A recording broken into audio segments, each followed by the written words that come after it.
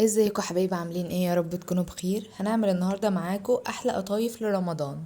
بس قبل ما نبدا صلوا على النبي. اللهم صل وسلم وبارك على سيدنا محمد وعلى اله وصحبه وسلم. اول حاجه معانا كوبايتين دقيق وثلاث كوبايات ميه نفس الحجم، ومعانا نص معلقه صغيره خميره، مش هنحتاج اكتر من نص معلقه، ومعانا نص معلقه سكر، ومعانا رشه ملح، ومعانا كيسين فانيليا او رشه فانيليا. دي كده مقادير عجينة القطايف. ومعانا عسل الحلويات او شربات الحلويات، هعمل لكم الطريقة قريب ان شاء الله. ومعانا مهلبية هتلاقوها برضو عندنا في القناة.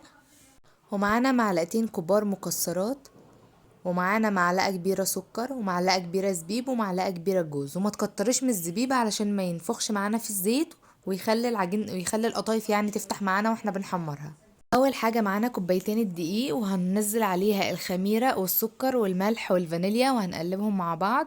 بعد كده هنبدا نضيف 3 كوبايات الميه تدريجي كده مع استمرار التقليب. هنضيف الميه كده واحده واحده، وما هنضيفهاش مره واحده، هنضيفها تدريجي كده لحد ما توصل معانا للقوام اللي انتوا شايفينه ده. بعد ما هتبقى معانا بالشكل ده هنجيب مصفى وهنبدا نصفي العجينه اللي احنا عملناها من التكتلات. ودي اهم خطوة في القطايف، ان انت لازم تصفي العجينة بتاعتنا في مصفى ضيقة كده عشان التكتلات دي يعني. وهتعملي كده علشان ايه؟ اللي ينزل ينزل واللي ما ينزلش خلاص هتشيليه هترميه. اهم حاجة انك التكتلات دي تصفيها عشان العجينة تنجح معاكي. خلصنا العجينة بعد ما جهزت معاكي، ممكن تغطيها بستريتش وتسيبيها، او ممكن تحطي طبق وتغطيها بفوطة لو مش متاح ستريتش. وهتسيبيها ل25 دقيقة.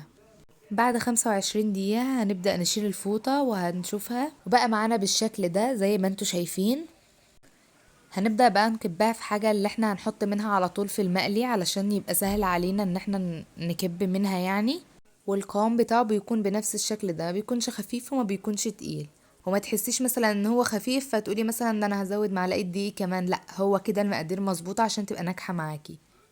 اول حاجه هتجيبي فوطه كده هتحطها من تحت وعشان هتطلعي عليها، وفوطه برضو من فوق كده ان انت تحطي الواحده وتغطيها عليها من فوق على طول. هتجيبي مقلي ما تحطيش فيه اي حاجه خالص، تسخنيه كويس جدا. اول ما يسخن خالص هتبداي تحطي عليه واحده كده، تكبي كده بالراحه لحد ما تكوني بقى عايزاها تكبريها تصغريها حسب الحجم اللي انت عايزاه. بعد كده اول ما تحطيها تقومي مهديه النار بقى خلاص، عشان بعد كده ايه هتحمرها على نار هاديه.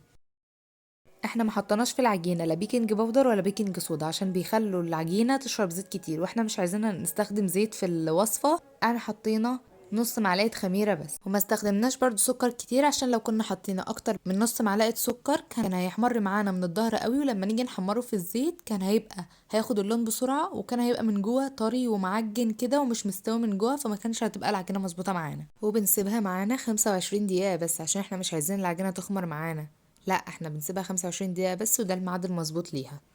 لازم نحطها كده في طاسة سخنة، ولازم تكبيها من الطبق اللي انت عاملة فيه لدورق او اي حاجة عشان تفضي الهواء اللي فيها، عشان ما يبقاش فيها اي فقاقيع خالص او اي بابلز خالص.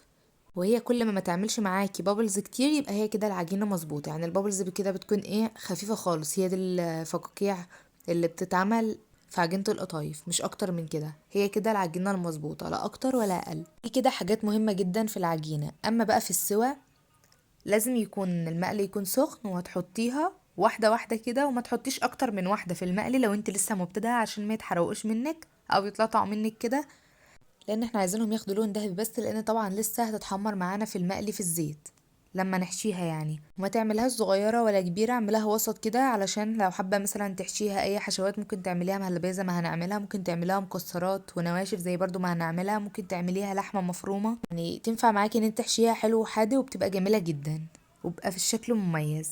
انت اول ما تحطها في الطاسه ما تحطيش عليها لا المعلقه ولا الاسباتيولا ولا اي حاجه اللي انت هتقلبي بيها الا لما تحسي ان هو اللون الابيض اللي من فوق ده بقى لونه بيش كده وبدات تعمل فقاقيع كده. هي مش تعمل فقاقيع كتير لان العجينه مظبوطه، تعمل فقاقيع كده زي اللي انت شايفاها في الفيديو كده بس. ما تنسوش تعملوا لايك للفيديو واشتراك في القناه وتفعيل الجرس عشان يوصلكم كل جديد. وهنعمل كل العجين اللي معانا بنفس الشكل اللي انتوا شايفينه ده، هنعمل كل الكميه معانا. دي كده الكميه كلها اللي القطايف عملتها معانا. الكوباية الدقيق الواحدة بتعمل لنا حوالي من 17 ل 18 واحدة، يعني احنا عملنا بالكوبايتين حوالي 35 او 36 قطعة. او حبة قطايف يعني. بقت جميلة معانا. طبعا احنا محمرناهاش قوي علشان لسه هتاخد تحميرة في الزيت. طبعا هي كده اخده من الظهر بس اللون الذهبي الجميل، مفيش فيها فقاقيع كتير، لان طبعا دي العجينة المظبوطة زي ما قلنا. وهنبدأ بقى نجهز الحشوة بتاعة القطايف. اول حاجة هنحط معانا المكسرات والسكر والزبيب والجوز. لو عندك فول حطي، مفيش مكسرات وعندك فول حطي، ما عندكش فول خالص وعايزة تحطي دول كده بس، اي حشوة انت عايزاها. بس الاهم ان انت ما تكتريش زبيب. يعني مثلا الكميه اللي احنا عاملينها دي انا هعمل نصها مهلبيه ونصها ناشف، فما نزودش الزبيب علشان ما ينفخش معانا في الزيت فيخلي القطايف تفتح معاكي.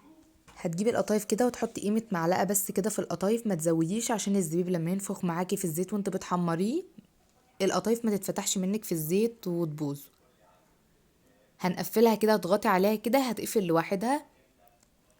وهتبدأي بقى تعملي كل الكمية معاكي بنفس الشكل ده وهتبقى جاهزة معاكي. حابة بقى لو انت حابة تحطها في الفريزر تجهزيها في الفريزر وتعمليها وتطلعي للتحمير على طول، مفيش اي مشكلة. طبعا هتسهل عليكي في رمضان وقت تحضير بقى الفطار كده واللبخة، تطلعها من الفريزر على طول وتحمرها وتبقى جاهزة معاكي على طول. دي كده كل الكمية اللي احنا عملناها بالزبيب والجوز والسكر والمكسرات او بالفول حسب اللي موجود عندك. هنحشي بقى الباقي مهلبيه. لو انت عندك لحمه مفرومه ولو حابه تحشيها عادي بتعصجيها وبتحشيها عادي. تبداي برضو كده كل واحده هتحطي فيها حوالي معلقه كده وهتقفليها برضو، اضغطي عليها كده هتقفل معاكي على طول. لو حابه برضو ان انت تحطها في الفريزر برضو مفيش اي مشكله، زيها زي التانية برضو، وبتحطها في الفريزر وبتطلعها على وقت التحمير عادي مفيش اي مشكله. ودي كده كل الكميه اللي عملناها، ده اللي عملناه بالمهلبيه. دي كده كل الكميه ما شاء الله اللي طلعت معانا من المهلبيه. ودي كل الكميه اللي عملناها بالمكسرات، ما شاء الله عمل معانا كميه كبيره. هنجيب زيت غزير طبعا معانا، واهم حاجه ان يكون الزيت سخن، وهنبدا ننزل فيه القطايف ونقلب باستمرار باستمرار، ما نوقفش التقليب خالص، نقلبها يمين وشمال يمين وشمال على طول. كل اللي هنحطهم ما نوقفش تقليب خالص علشان تاخد لون ذهبي جميل كده معانا، وعلشان تبقى مقرمشه القطايف المظبوطه اللي هي تطلع معاكي مقرمشه. زيت ما يكونش سخن بيغلي عشان طبعا مش اول ما نحطها تقوم ملطوعه، لا يكون وسط كده، يكون سخن بس يعني ما يكونش بيغلي. اول ما هنطلعها في حاجه كده تصفي الزيت بتاعها، وبعد كده هنطلعها في الشربات على طول لو انت عايزاها مقرمشه. اما لو انت عايزاها تكون طريه شويه هتطلعيها على مناديل ورق كده. اول ما المنادير تشرب الزيت بتاعنا هتقومي حطاها برضو في الشربات اللي احنا مجهزينه على طول. شوفي هي ما شاء الله خدت معانا اللون الذهبي الجميل ده، وهو ده اللون المطلوب. ما شاء الله بقت جميلة معانا. والطريقة سهلة جدا واقتصادية، بكوبايتين بس، كوبايتين دقيق بس عملنا كل الكمية اللي انتوا هتشوفوها دي. وبكده عملنا القطايف اللي المهلبية وعملنا القطايف اللي بالمكسرات. وهنعمل كل الكمية اللي معانا بنفس الشكل، تاخد اللون الذهبي كده على طول ونقوم مطلعينها بنفس الشكل. احنا هنا كنا حطيناها خلاص اهو في الشربات. نحطها في الشربات، هتقلبها يمين وشمال كده في الشربات، هتقلبها كده على طول وهتطلعيها. ممكن بقى تطلعها برضو في مصفى كده عشان تصفي الشربات بتاعتها برضو علشان ما تطراش. كده احنا هنا عملنا الكمية دي، كمان مش كل الكمية، احنا فيها كمان عناه دي عملناها هياني. وكنت بخبط كده على البتاع عشان اوريكم يعني ان هي كانت بتقرمش معانا خالص. ما شاء الله بجد كانت جميلة وفي الطعم زي الجاهزة بالظبط. ما شاء الله كانت مقرمشة معانا جميلة قوي من بره وطرية وجميلة من جوه. دي اللي كانت محشية مكسرات، ودي كمان اللي محشية مهلبية. يا رب يكون الفيديو عجبكم ويا رب تكونوا استفدتوا معانا. ما تنسوش تقولوا لنا رايكم في الكومنتات، ما تنسوش تعملوا لنا لايك واشتراك وتفعيل الجرس عشان يوصلكم كل جديد.